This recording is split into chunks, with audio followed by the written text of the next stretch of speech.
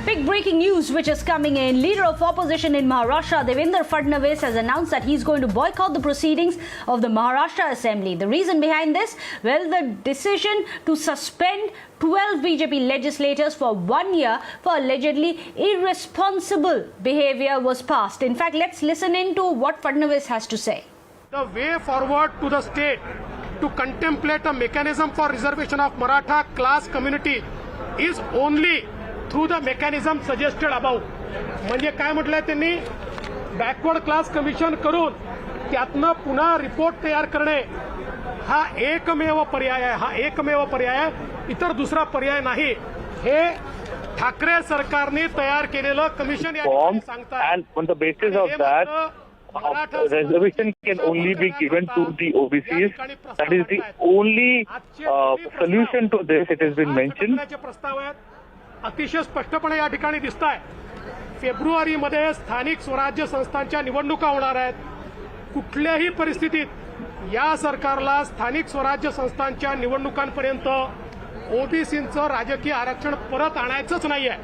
आणि म्हणून ते This government doesn't want to give OBCs their reservation until February, wherein the election for Sthanik Seva Sanstha will be held. This government is trying not to give reservation to the OBCs until February. टोलवाटोलवी करणं अशा प्रकारचा हा उपद्व्याप हा या ठिकाणी झालेला दिसतो. This Maharashtra government is only trying to dilly-dally things.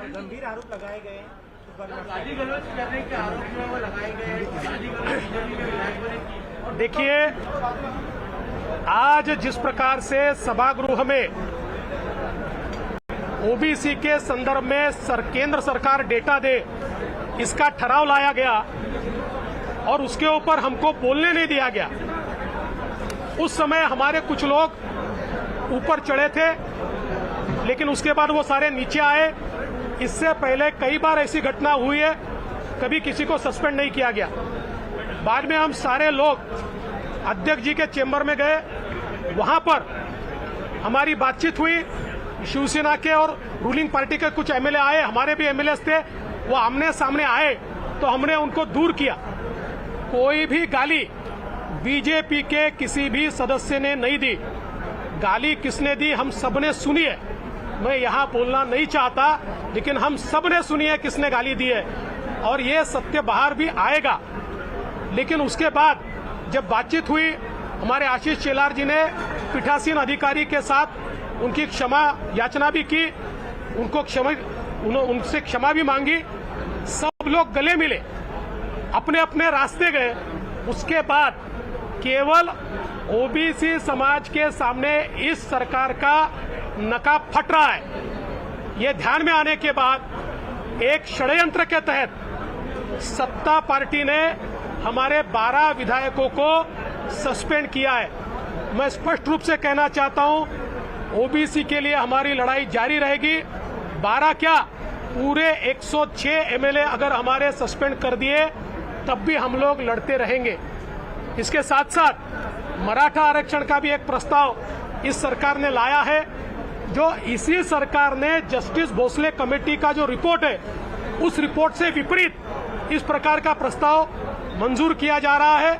सीधा सीधा ओबीसी और मराठा समाज के साथ छलावा करने का काम इस सरकार के माध्यम से चल रहा है. ये हमको पक्का पता चल गया है. 2022 के चुनाव जब तक नहीं होते, ये सरकार ओबीसी का राजनीतिक आरक्षण वापस करने वाली नहीं है.